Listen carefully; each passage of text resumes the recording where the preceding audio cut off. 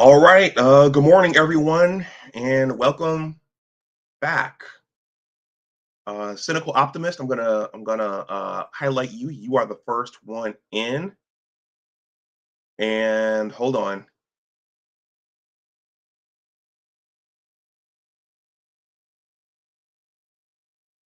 I'm waiting for my studio to become happy because I see the antenna thing, and it's going. All right.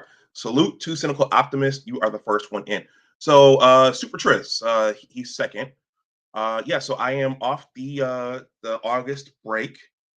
And today we're going to talk about a little bit of diet and personal health. And for the remainder of this year, if you guys, I know there are things that I want to talk about here as my schedule dictates. I'll talk about that after when I get into the meat and potatoes of this. But if there are things that you guys want to hear about, let me know. It's been a while since Dr. Patrick Dix has been here, and Nameless has to come back. So there are a whole bunch of things to do here. I know I want to talk some more about climate. So if there are things you guys want to hear about, certainly let me know. So I'm going to play the intro, and then my brother's going to talk to us about another Black History figure. And then I'm going to talk about oleic acid and personal health and diet and some considerations as Black men.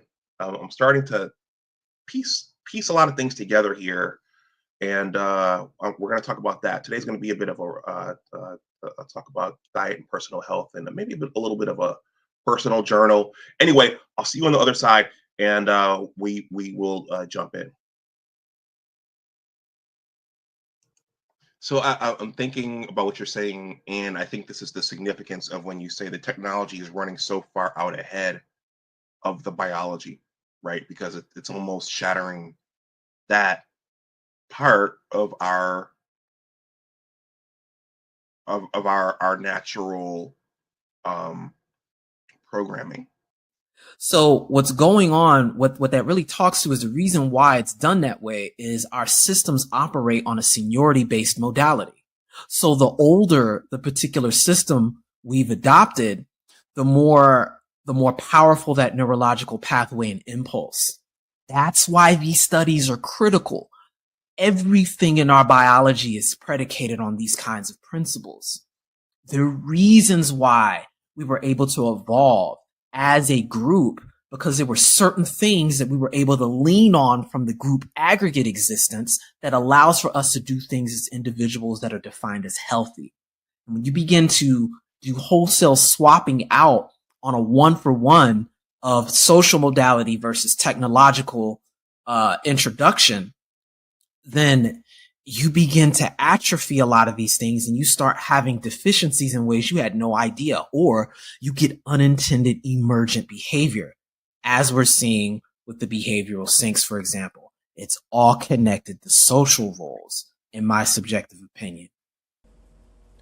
Welcome to Big Discussions 76, Science and Technology. Science and technology stories are all around us, and there are always science and technology stories to tell.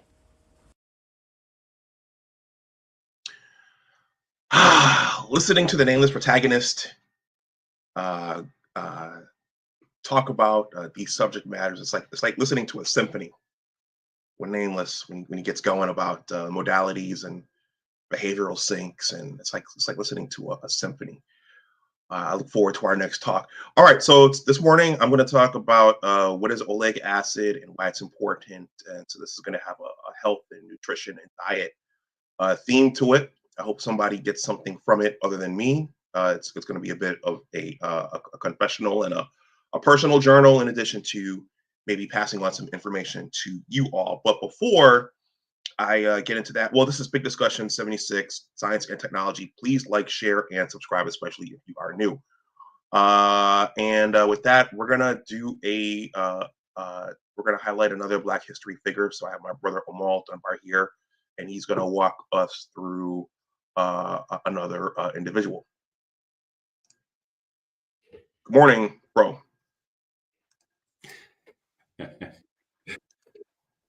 Morning, bro. How are you? Good. How are you? Can you hear me? Okay, Perfectly. okay. Good, bro. Thanks for having me. Um, Shout out to the whole Big Discussion 76 Science and Technology family. Thanks for having me. All right. So today you want to talk to us about Alice H. Parker. Let me cue up the screen here,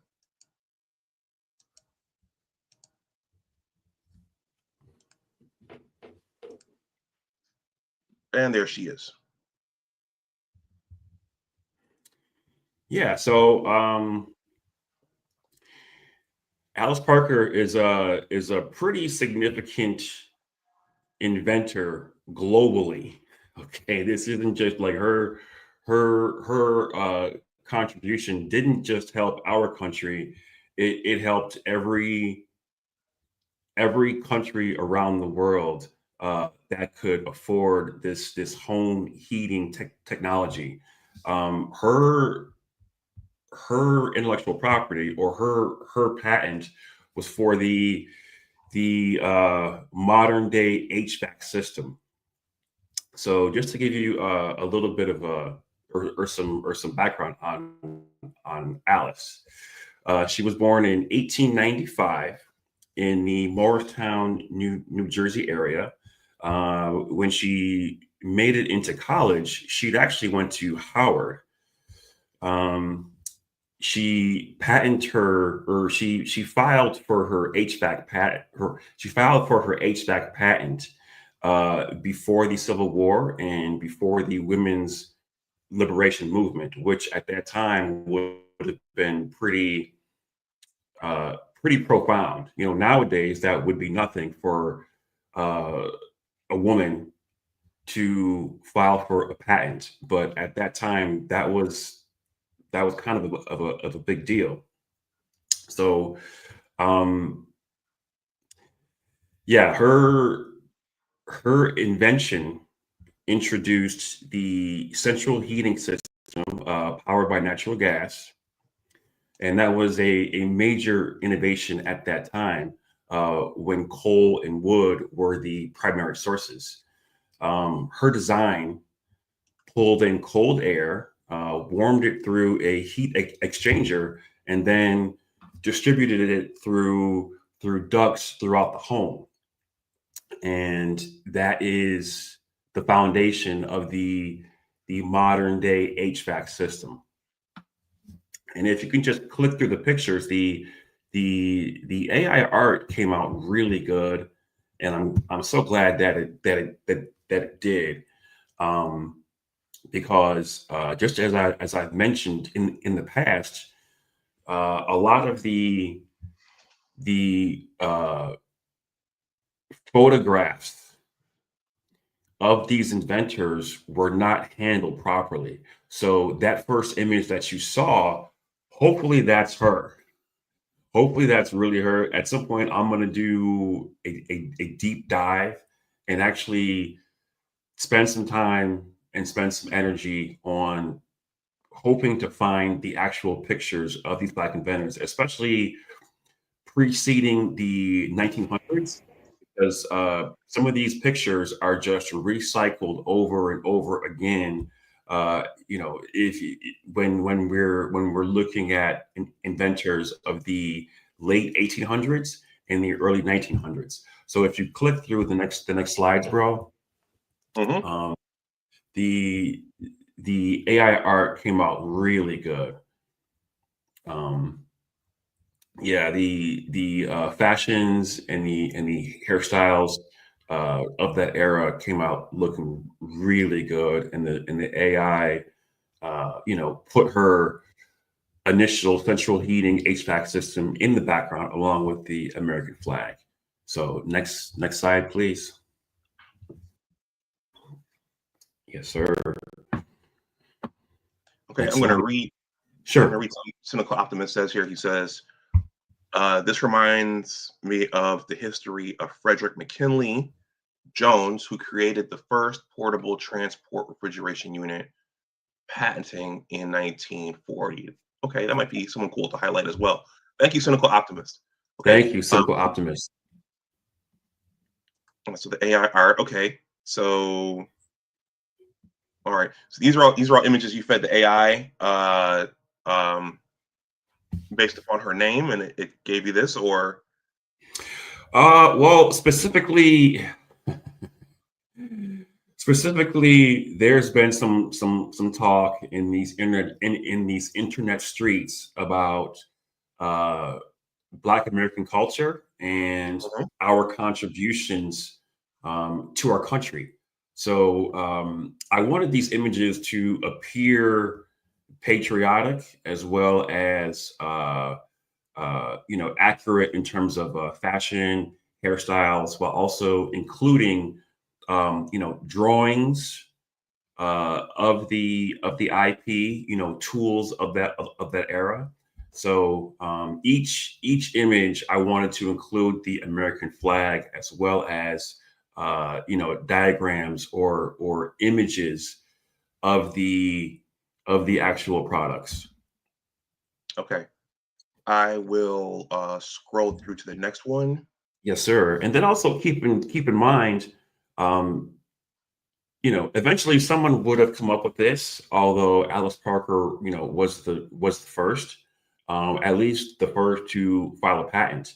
And if you can just imagine in this country and around the world, how many jobs were created to fabricate the parts, assemble the parts, and then ship these products around the country and around the world.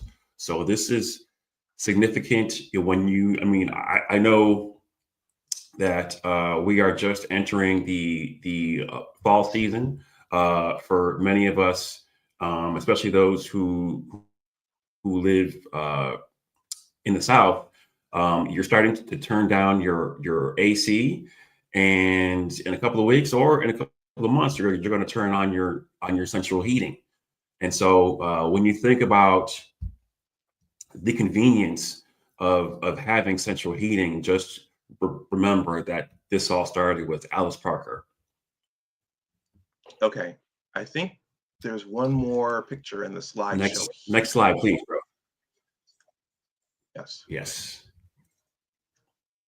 Yeah. Some of these, Okay. that one's cool because that one includes the fire that's behind her. So that one, oh, that one came out looking really good. Okay. All right. Thank you for sharing this, bro. I'm gonna say something here. We talked about Of this course. ahead of time, but we're gonna kind of tiptoe around like Scooby and Shaggy a little bit here. So, okay, the events of the last week and a half. Okay, um, as a federal employee, so speech and talk about what happened in the last 2 weeks in terms of the individual who got unalived. That's being policed. As a federal employee, we're being policed and watched.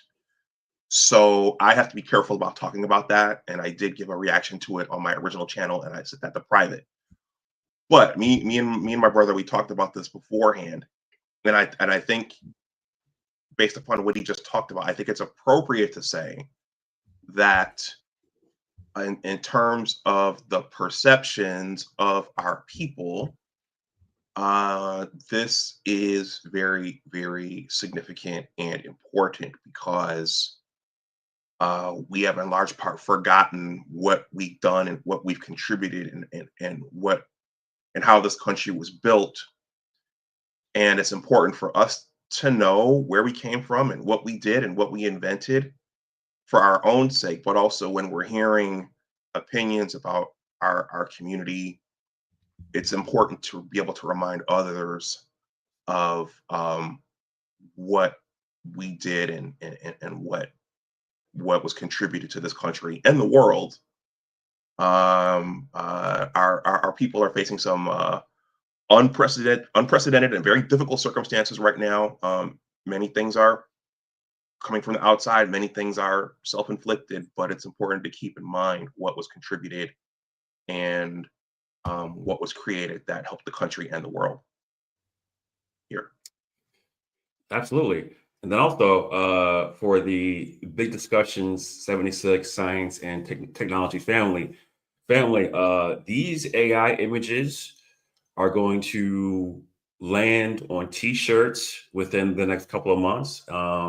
I will be wearing T-shirts with the AI art. I will send some T-shirts to my brother Anwar, and he'll be sporting some T-shirts with these Black inventors in their AI form. So this will all be available within the next couple of months, especially during the holiday season. So look forward to that. Okay. Let me stop the screen share. Ro, do you have anything else you want to share with the audience this morning?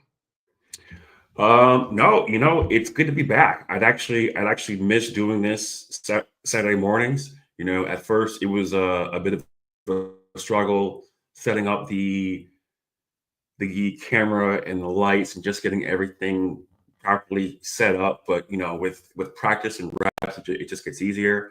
And yeah, I mean, this just went from being kind of a chore and kind of like a part-time job Saturday mornings to now just becoming fun. I actually look forward to it. So yeah, and the merch is on the way. Merch All right, is on everybody. the way. Yeah, look out for merch. Look out for merch. Yes, sir. Yes, All right. sir. Well, we will talk offline, and we will do this again. Yeah, we'll do this again soon, bro. All right. Soon. All right. Peace. Peace. All right. All right, everyone. So that was that. That was Alice Parker. So again, keep it's important to keep your history in mind and to know what was contributed to the society and to the world. Okay. So in the time that's left, because I don't have time to go for 2 hours this morning, I'm going to talk a little bit about oleic acid, and we're going to talk about personal health and what oleic acid and other biological plant-based molecules are and why they are important.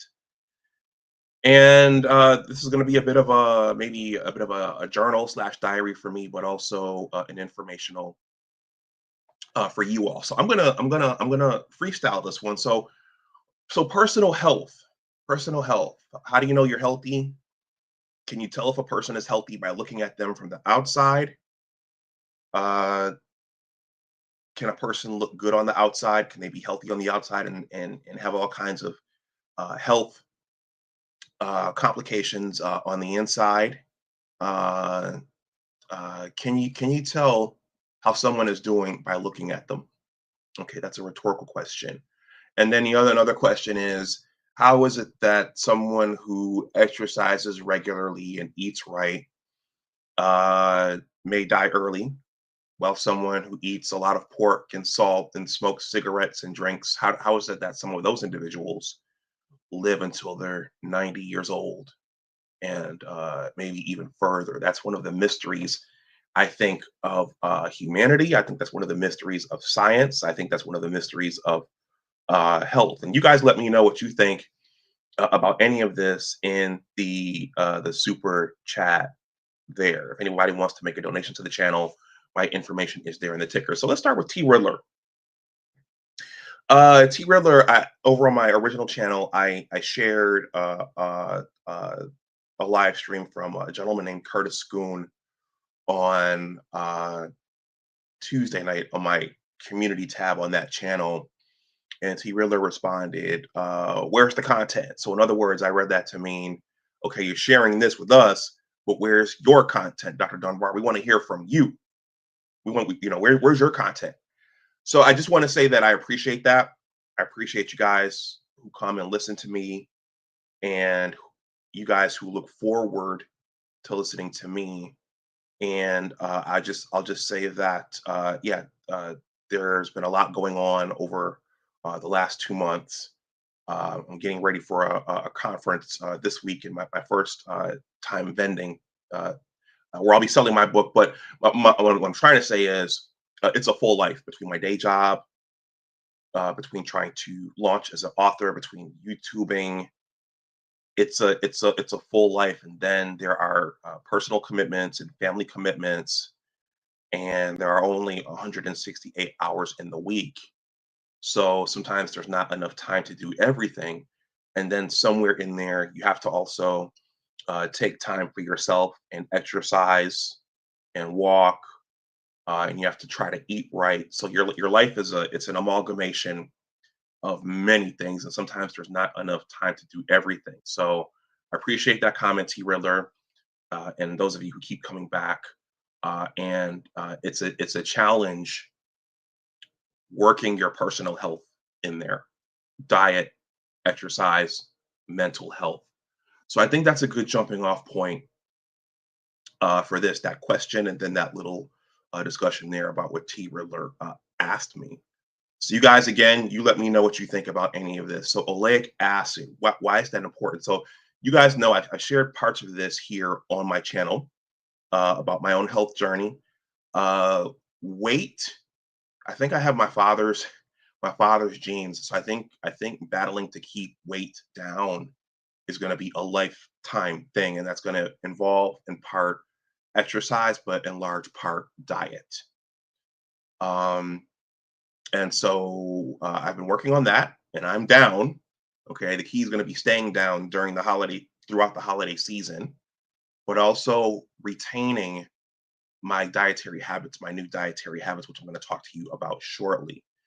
So, for those of you who've been here, you know that I've been on a cholesterol journey. Okay, and I'm going to explain what that means. So, there's a test. There's a test. Maybe your doctor has brought you data regarding this. Maybe he or she has not, but there's a test called the apolipoprotein ion. I'm butchering it. Let me try this again. It's called the lipoprotein fractionation ion mobility test. Okay. That's a handful, a mouthful. The lipoprotein fractionation ion mobility test. Okay. All right. So my doctor, my current doctor, because I'm thinking about finding a new one, confronted me with this maybe about 2 years ago. And he said, one time going in, he said, you have a lot of cholesterol particles. Okay. He didn't tell me, he didn't go over the data sets with me. Okay. He just came in and kind of said, oh, you have a lot of cholesterol particles. I want to prescribe you a statin drug and X, Y, and Z. So I went back and I looked at my patient portal, and I saw that my total cholesterol was fine. It wasn't anything to be alarmed about. Okay, and I'm going to show you what my latest numbers are shortly. But he maintained, okay, you have a lot of cholesterol particles. I want to prescribe you a statin drug and X, Y, and Z. So I said, okay, cholesterol particles. So it wasn't until I went to the patient portal and I looked at all the data, and I saw that there was a separate test now, separate from total cholesterol, that's monitoring cholesterol particles. So your LDL, your HDL, they have a way of taking the total cholesterol, fractionating that out using a mass spectrometer, and seeing where you are relative to certain ranges. Okay, so then I was able to see what he was seeing. Okay, but he didn't go over the data with me. Okay. And I'm starting to understand that a good doctor will go over things with you. They will show you what's going on. They just won't come in and start pontificating about it and going on about it and prescribing you a drug. You don't want a doctor like that. You want a doctor who's going to explain things to you and go over things with you. Okay. So I'm going to show you some of my latest numbers. Let me know if you guys monitor this for yourself. Let me know if this is a concern for you and your family. Let me know what you think. All right. So I'm going to enable my screen share here.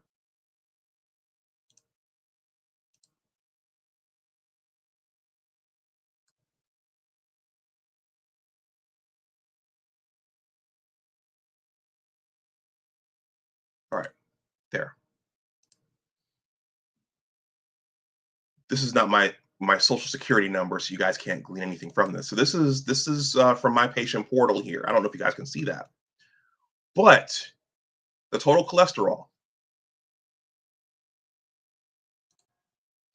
So above for every lab measurement, when you guys go to the doctor and they draw your blood and they run it and they test for these things or they examine these things, there's a range for everything. And you either want to be within the range, you want to be below the range, or maybe you want to be above the range, depending upon what the measurement is. Okay. And I was watching a video by another gentleman. These ranges are determined by averages from the population. That's just a short way to say it. But let's just focus on my total cholesterol here. So for these two samples, I think these are the last two measurements. So you can see there the range. The range that you want is you want to be below 200 milligrams per deciliter. Okay, you want to be below that number. So for me, for these last two cycles, my numbers were 167 and 187. So I'm below that range. I mean, obviously, the further you are below that range, the better. But I'm below that range. So it's like, okay, sure, no problem. What's the problem? So if you look at wrong one. If you look at the triglycerides, they want you to be, the ranges, you want to be less than 150 milligrams per deciliter. So for the last two cycles, I was 78 and 85. Okay. For HDL cholesterol,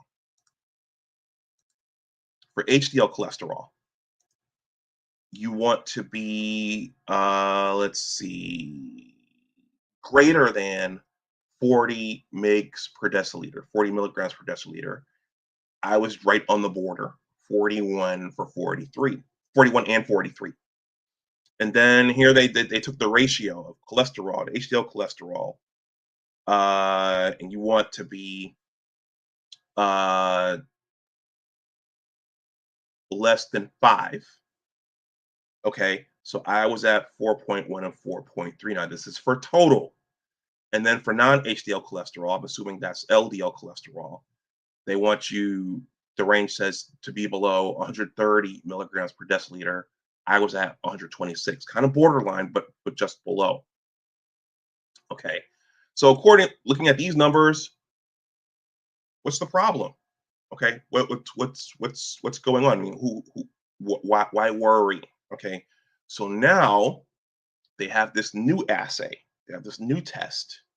Okay, it's called the lipoprotein fractionation ion test. I don't know that every physician is testing for this or every physician is looking at this, but if your doctor's not using it and they come in and start talking to you about cholesterol particles, this is the test that they are running.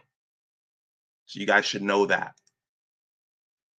So this is the lipoprotein fractionation ion mobility test score for, this is my last round.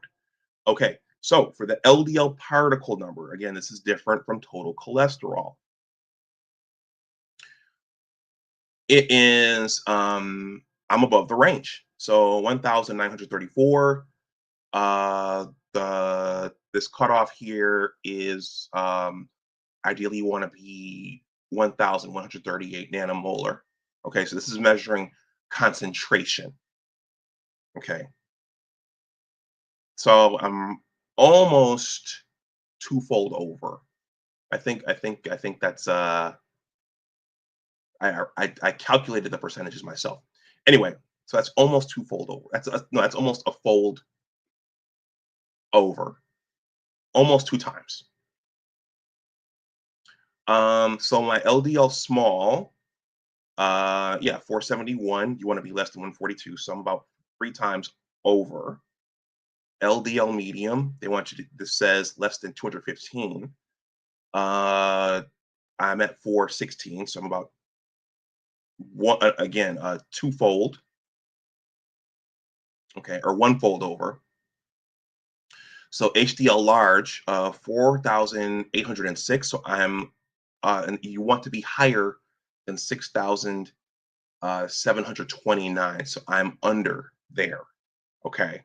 So your total, if there's anything, if there's nothing you guys glean from this, your total can look good, but the numbers from, but those won't necessarily agree with the numbers from this lipoprotein fraction ion mobility test. Okay. I hope that made sense to somebody. Okay. So let me load this up really quickly. If you guys have any thoughts or comments out there, feel free to share them. These are more fun when they are interactive.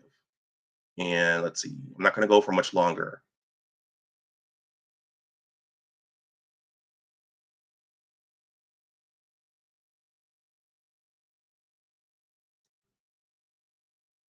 Let's see, do I have enough room for this? Yes, I do. So why does that matter? Why is this important? Well, you guys know that, let me pull up another picture for you guys here.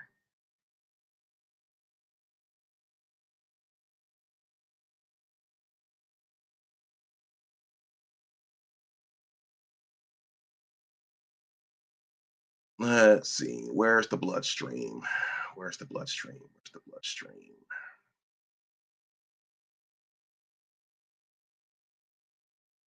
All right, I think this is a better cartoon.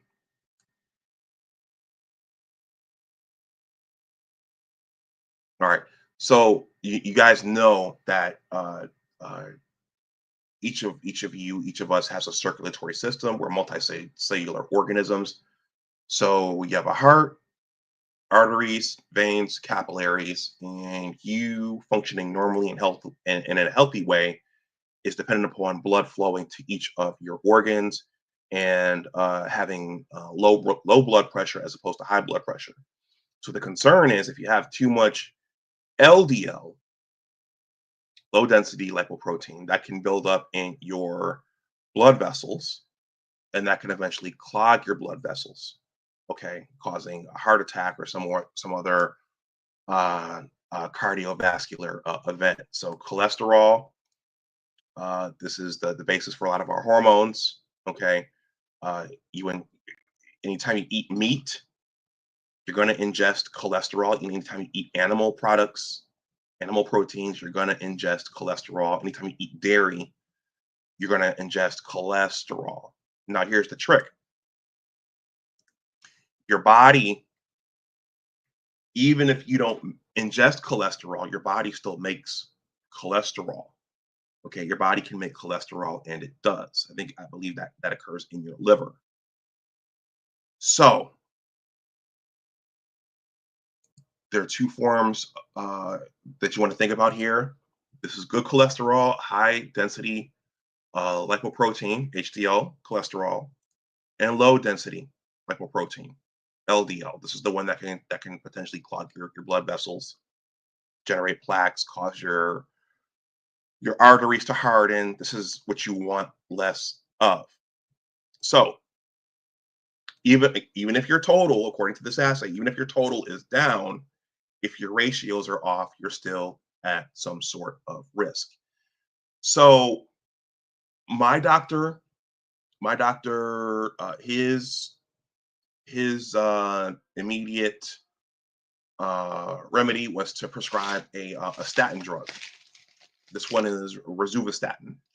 Have any of you guys heard of statin drugs? These are the go-tos for cholesterol. Okay. There's also novastatin and somatostatin, and I'm doing these off the top of my head. These are pharmaceutical solutions to treating cholesterol high cholesterol, and according to my doctor, trying to bring those levels into order. So this is the pharmaceutical solution to that. Are any of you guys taking this? Do you guys know anybody who's taking something like this? This is a statin drug. These have been out for a while. Okay. Now, one thing I didn't like was that my current doctor, when I asked him, okay, so my total is down. My total is down below the range. And that can vary from country to country and population to population. I learned that in a video.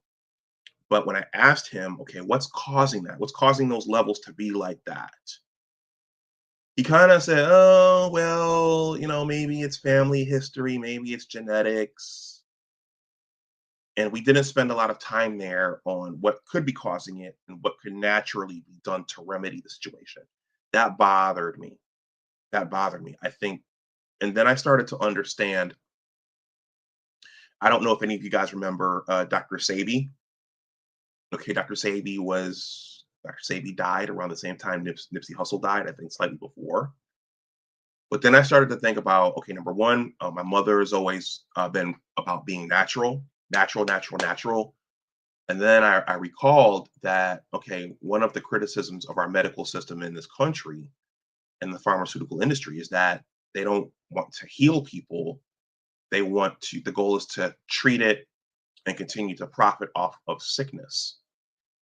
So I went into, I'm getting to the end, guys. I'm getting to the end, I promise. In my most recent visit to the doctor, I went for something else. I was bothering me.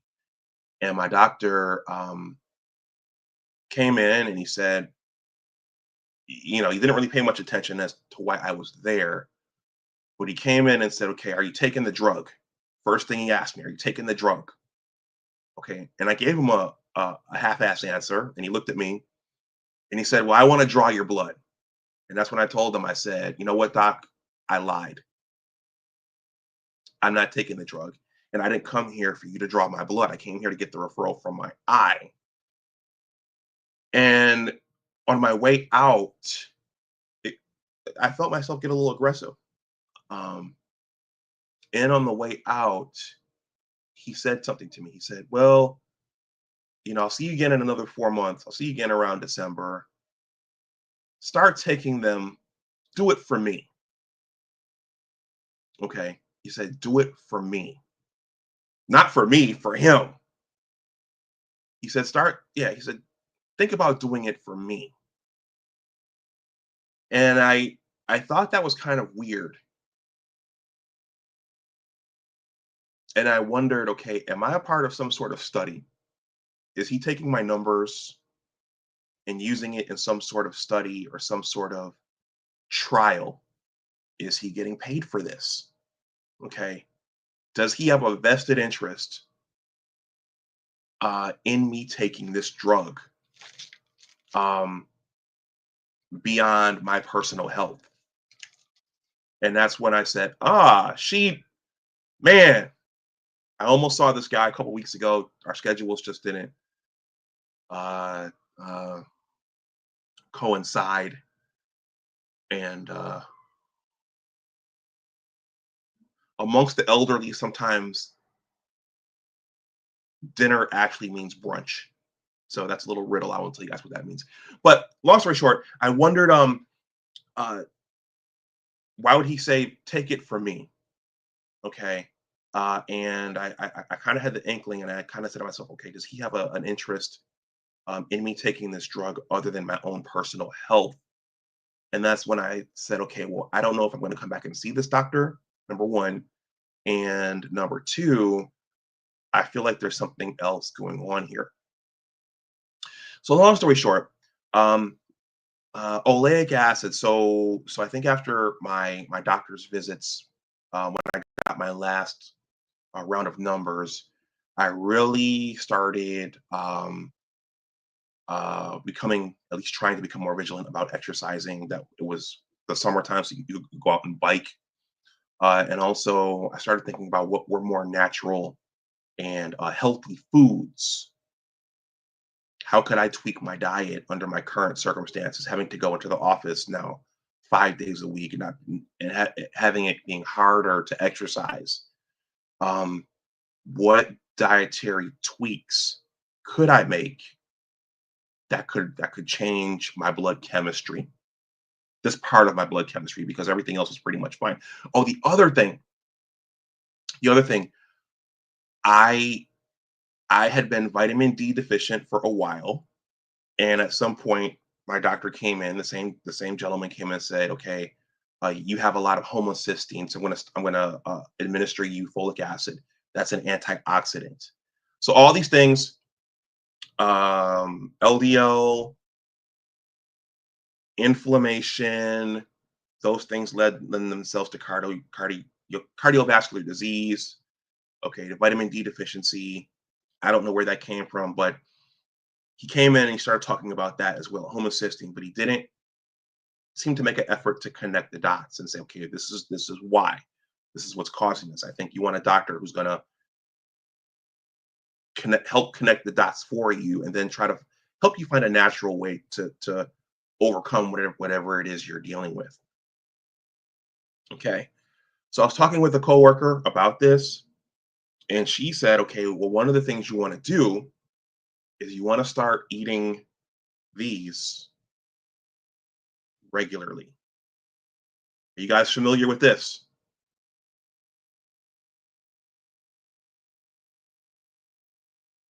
Anybody? I have a few guys watching. She said you want to start consuming avocado regularly. She said you want to cut it up and start drizzling this over it. This is extra virgin olive oil. Okay, extra virgin olive oil. And for years, I've heard olive oil, olive oil, olive oil. Now, I don't pop my popcorn with this. I still use vegetable, but olive oil, olive oil, olive oil. Okay. So she said you need to cut this up, consume some every day, drizzle some olive oil over it, put some sea salt on it. She said you will see your cholesterol numbers improve over time. Not the total. Again, my total is below the range, but this ratio of LDL to HDL. So what is in this? And what's in this that's so beneficial? Let's take a look. And this is particularly important for us as Black men. This is particularly important for us. Oh, okay. She says, Cynical Optimist says, yep. Avocado. She says, good fat. Yes, good fat. And he says, that's mostly what my wife cooks with is olive oil. And Kareem has entered the building. Hey, lady, how are you doing? Okay. Now, this is particularly important as a side note. This is particularly important for us as Black men because I read Solutions for Anti-Black Misandry by Dr. T. Hassan Johnson. Shout out to Dr. T, who advocates for Black men and boys. And I'm reading right now Beyond Death in Jail by Dr. Robert Neal. And what other things that can drive your cholesterol up, I think this is total, is stress.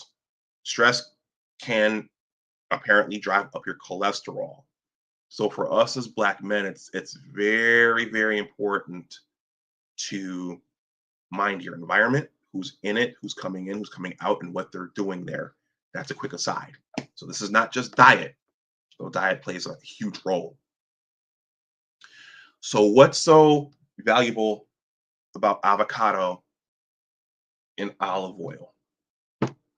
The answer is oleic acid. So me and Google Gemini, we have become very, very tight over the last couple of months. So I ask, I don't talk to it, but I'm still typing to it. So I asked Google Gemini, okay, what is the big deal over this oleic acid? Why does it matter? What's important about oleic acid? So let's read this together. Oleic acid is a monosaturated omega-9 fatty acid, is a major component of many vegetable oils, especially olive oil. Research suggests it offers a variety of health benefits, primarily by replacing saturated fats in the diet. All right. Here are some key benefits associated with oleic acid. Heart health. Oleic acid is widely recognized for its positive effects on cardiovascular health. It can help lower bad LDL cholesterol levels and may help raise good HDL cholesterol. By improving cholesterol profiles and reducing inflammation, it can contribute to a lower risk of heart disease and stroke.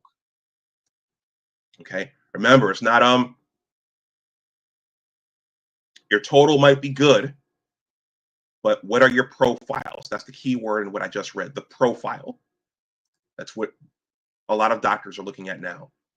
Anti-inflammatory properties. Oleic acid has been shown to have anti-inflammatory effects in the body. This is significant because chronic inflammation is linked to a number of health conditions, including obesity, diabetes, and cardiovascular disease. Antioxidant effects. It has antioxidant properties which help to protect cells from damage caused by free radicals and oxidative stress. Potential anti-cancer effects. Some studies suggest that oleic acid may have a role in cancer prevention, particularly by inhibiting the expression of certain oncogenes. Weight management. Weight management. Some research indicates that diets rich in oleic acid may help with weight management, including a modest reduction in abdominal fat. This may be due to its role in regulating fat burning. Brain health. Oleic acid is an important component of cell membranes in the brain, particularly in the neuronal myelin, the neuronal myelin sheaths. My Michigan professors will probably shudder at me for messing that up. Some studies have observed lower levels of oleic acid in brains of people with certain neurological conditions, such as Alzheimer's disease. And then finally, skin and wound healing. Skin and wound healing. Oleic acid is often used in skin products because of its emollient, antioxidant, and anti-inflammatory properties. It can help to seal in moisture and may promote skin repair. The Dove Men body wash that I'm using right now has olive oil in it. So this says, while oleic acid itself is beneficial, many of its reported benefits are seen when it is consumed as a part of a healthy diet, such as the Mediterranean diet, where it is a primary component of olive oil. The key is to use oils rich in oleic acid to replace less healthy saturated and trans fats. Okay, so I've set out to incorporate more of this, and this is a part of my daily diet now. So let's read about the avocado, and there are whole videos on this. So why would a doctor strongly encourage taking a medication versus incorporating this into your diet? That's a rhetorical question, but this is something I asked myself in my recent trips to the doctor. Let's see. Okay, Karine says I read that most of the avocado oil on the market are fake. Okay, so I haven't used avocado oil. Karine, I do have some. I do put avocado oil, avocado butter on my my fish when I bake it, and I use it in the place of regular dairy butter in many instances now. She says I had gout due to too much uric acid in my diet. Yep, me and my uncles were talking about that. My uncles had gout. Both of them had gout. Apparently, it's very painful. I have not been afflicted with that yet. I don't. It's usually associated with drinking, or should I say, men who have gout. One of the things they have to do is back off on the alcohol. Fortunately, I have not had that yet. Hopefully, I don't. But I hear that gout is very, very painful. Okay. Kareen says, so sorry, the same thing happened to my dad and mom drinking plenty of pure cherry. Okay, there are things that aggravate gout. Mom and dad drinking plenty pure cherry juice only when it flares up. In addition to your meds, it has helped my parents. She'd be here. Okay. So Kareen, does that mean the cherry juice helps with the gout? I think that's what you're saying. Okay. Avocado, the benefits of avocado. Why does it help to incorporate avocado into your diet? And I'm almost done here.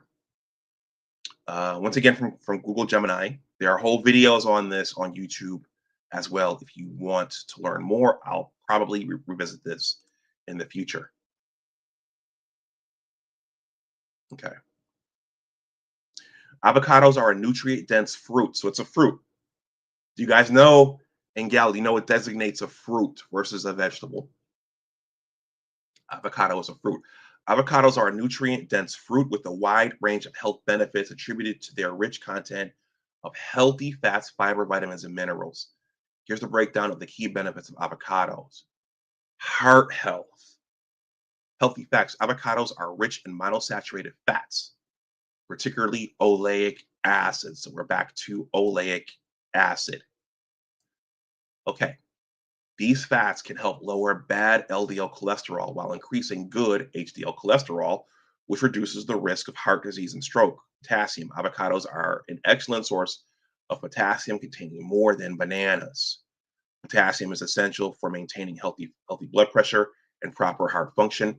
Fiber. The fiber content in avocados helps to lower cholesterol levels and reduces the risk of heart disease. Digestive health. High in fiber. Avocados are packed with dietary fiber, which aids in digestion, prevents constipation, and promotes regular bowel movements. Gut health. The fiber in avocados acts as a prebiotic, nourishing beneficial gut bacteria and supporting a healthy gut microbiome. Weight management, feeling full. The combination of healthy fats and fiber helps you feel full and satisfied for longer, which can help manage appetite and reduce the urge to snack between meals. Eye health, antioxidants. Avocados contain powerful antioxidants like lutein and zeaxanthin, which are concentrated in the eye tissue. These compounds protect the eyes from light-induced damage and reduce the risk of age-related macular degeneration and cataracts. Okay. Other health benefits, nutrient absorption. Avocados can act as a nutrient booster by helping the body absorb fat-soluble vitamins A, D, E, and K from other foods. Liver function. Avocados are rich in antioxidants and healthy fats, which help protect liver cells and reduce inflammation. Skin health. The vitamins C and E in avocados are potent antioxidants that play a crucial role in maintaining healthy skin. Bone health. Avocados are a good source of vitamin K, which is essential for bone health and proper calcium absorption. Blood sugar regulation. The monounsaturated fats in avocados can improve insulin sensitivity and support better blood sugar management. Okay, so again, I'm not gonna go much further than this, but why would a doctor not recommend these types of lifestyle changes versus immediately going for the medication? Okay, that's just something to think about. I'm going to do two more because I saw another health tip.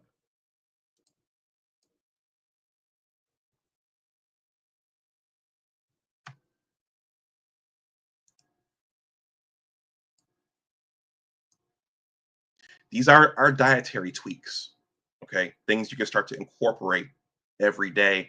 And then you have to think about, number one, when your doctor talks to you about your blood vessels clogging up, one thing you think about is, oh my God, am I going to drop dead and die right now?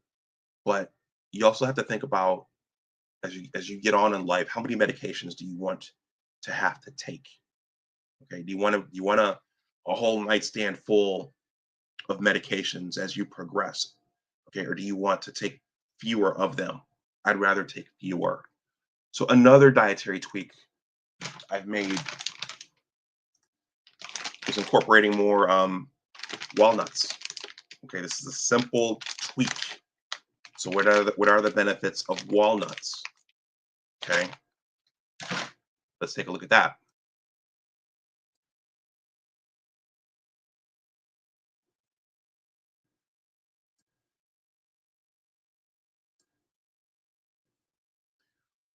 Okay, walnuts.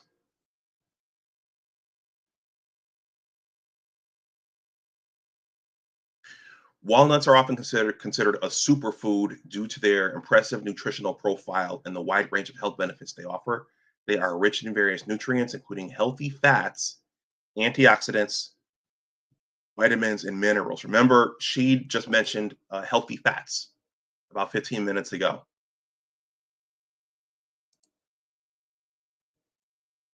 Healthy fats. Omega-3 fatty acids. Walnuts are a top source of alpha linoleic acid, a plant-based omega-3 fatty acid. ALA is known for its anti-inflammatory properties, which can help reduce the risk of heart disease. It's also important for brain health and may help improve cognitive function. Okay, antioxidants. Walnuts have a higher antioxidant content than many other common nuts. Their antioxidant activity comes from compounds like vitamin E, melatonin, and polyphenols. These antioxidants protect your health from damage caused by free radicals, which can contribute to chronic diseases such as heart disease and certain cancers. Heart health. The combination of omega-3s, healthy fats, and antioxidants in walnuts make them excellent for cardiovascular health. They can help lower bad LDL cholesterol and triglyceride levels, reduce inflammation, and support healthy blood pressure, all of which are key factors in preventing heart disease and stroke. Are you guys, for those who are still here, are you seeing the common threads here? Okay. Brain function. The nutrients in walnuts, particularly the antioxidants and omega-3s, may improve brain function and slow down age-related mental decline. Studies suggest that regular walnut consumption can enhance memory and cognitive performance. Gut health. Walnuts can contribute to a healthy gut microbiome. Research indicates that microbes in your intestines use compounds from walnuts to produce beneficial substances, which can improve gut health and potentially reduce the risk of certain chronic diseases. Protein and fiber. Walnuts provide a good source of plant-based protein and dietary fiber. This combination can help you feel full for longer, which may assist with appetite control and weight management. Vitamins and minerals. Walnuts are a good source of several vitamins and minerals, including magnesium, manganese, copper, and phosphorus. These nutrients are essential for a wide range of bodily functions, including bone health, nerve and muscle function, and energy metabolism. It's worth noting that while walnuts are high in calories, some research suggests that the body may not absorb all of the calories listed on the nutrition label, making them a more efficient and satisfying snack than their calorie count may suggest. As with any food, moderation is key. A typical serving is about 1 ounce or one quarter cup, I believe. It is also important to consider potential health risks if you have a history of kidney stones or are on blood thinning medications. Always consult with your healthcare professional for personalized dietary advice. Okay. Kareem says, what is your favorite healthy to-go meal? Dr. Dunbar, my healthy to-go meal. Well, Kareem, what I would say is that means you're grabbing something. Kareem, does that mean fast food, or does that mean you're grabbing something here and you're running out the door? To-go meal, I like. We have a restaurant. We have a chain here called Sweet Green. They make salads. There is a Mediterranean restaurant chain called Meza. They make you these protein and vegetable bowls. You can get rice if you want. You can choose your protein. She says no standard. Okay, half a banana and a protein source. I've been doing protein bars, but those have sugar in them, oftentimes chocolate. So I've been thinking of alternatives such as walnuts or Greek yogurt.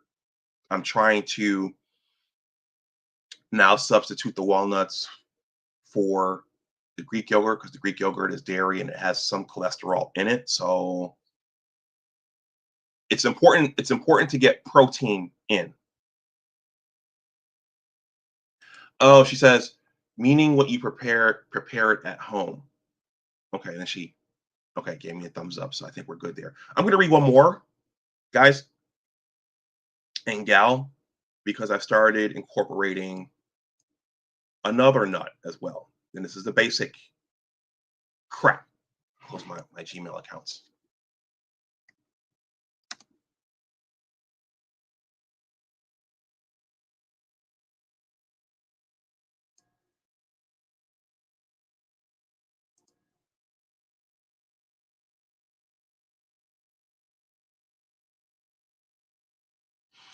All right, I'm going to do one more, and then I'm going to wrap up because I want to go out and exercise before my football team comes on.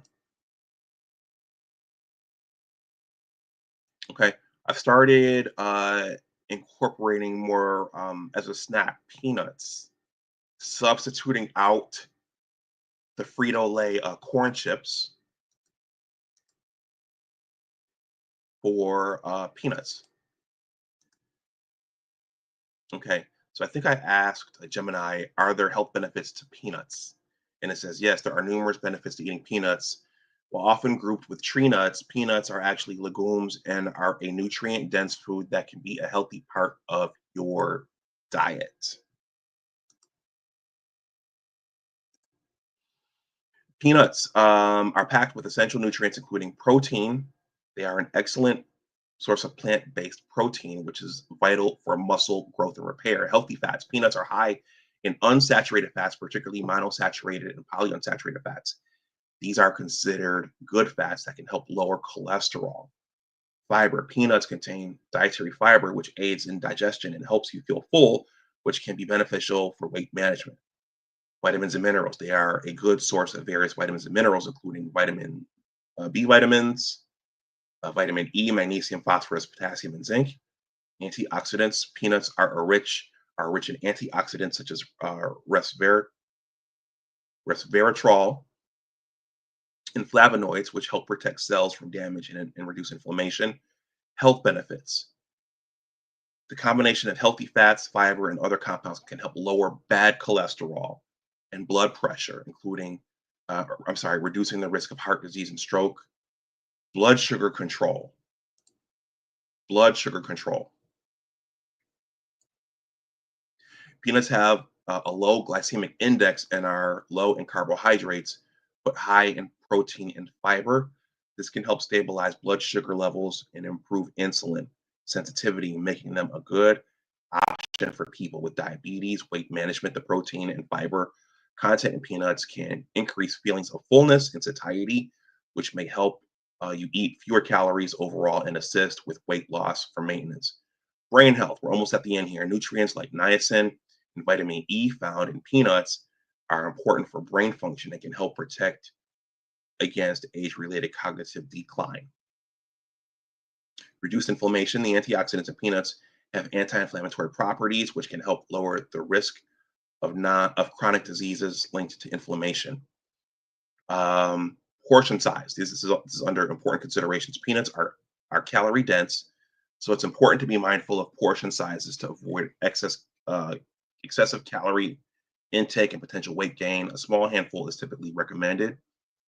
The healthiest peanuts are typically raw or dry roasted and unsalted. Be cautious of added salt, sugar, and unhealthy fats in some processed peanuts like flavored peanuts or certain peanut butters. And then allergies. Peanuts are a common allergen, but not for me. If you have a peanut allergy, you should avoid them entirely. All right.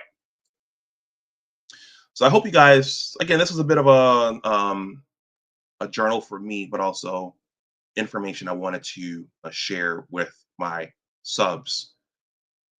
So I'm going to end with the question: why would a doctor go straight for a pharmaceutical as opposed to recommending these types of dietary changes? I think I alluded to that earlier in this stream. And do doctors have profit motives along with the pharmaceutical companies to get you on these medications and to stay on these medications? Another thing that deterred me from starting to pop these pills that my doctor is really trying to push me to pop is I went on Google Gemini and asked, again, it's not a healthcare physician, but I said, can you eventually come off medication if you're on it? And it said, use extreme caution when stopping medication. You should be careful of stopping the medication. Talk to your doctor first, but is your doctor just going to say, no, don't stop taking it no matter what? I don't know. But I think you want to try to find natural means for your health, if possible. And some things are also genetic. So you might, going back to the numbers I showed you all, you might have cut out red meat, you might have cut out pork, you might have cut out most dairy, but there may be something genetic inside your body that's causing your blood chemistry to be the way that it is, and you don't know it. And that's why it's important to understand your family history. If your parents are still alive, maybe you want to know what your grandparents died of. Maybe you want to know what your mother and father have. Maybe you want to know if there's a history for said thing in your family, because if there's a history, there's a high likelihood you're going to get it as well, and you're going to need to treat it as well. All right, everyone, I've talked for about an hour. I don't know if I've bored some of you all. This wasn't the most saucy and this wasn't the most saucy topic, but it was an important one. I mean, we're all going to get older and we're all going to face something. And it's tricky.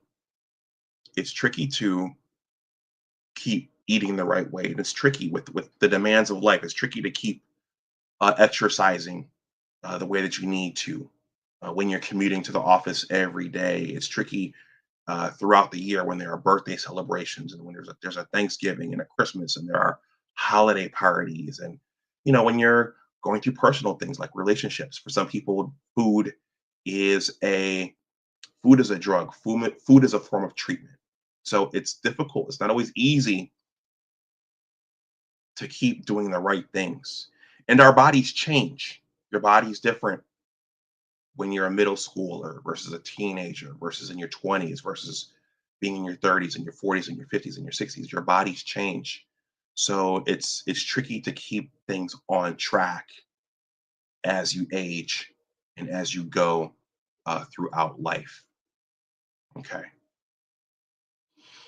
All right. Well, I'm going to wrap this up. I don't know if T Riddler saw this. T Riddler here is some of my own content. He's a younger guy. He doesn't have to worry about this stuff yet. But Kareen says, great. Thank you. Great show. Informative as usual. Enjoy the rest of your weekend. Yes. Thank you, Kareen. And you as well. Kareen, I want to go see the movie Him. Are you going to go see that? Do you like Jordan Peele movies? I'm going to go see Him. See if she answers.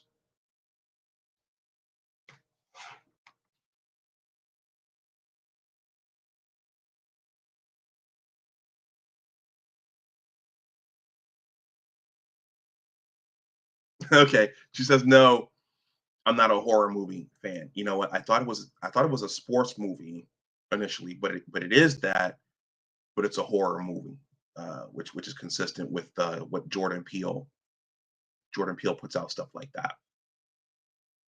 She said, I saw Sinners because of Michael B. Jordan. All right, everybody, I'm going to go get a bike ride in. It's a beautiful day for a bike ride. The fall is a beautiful time.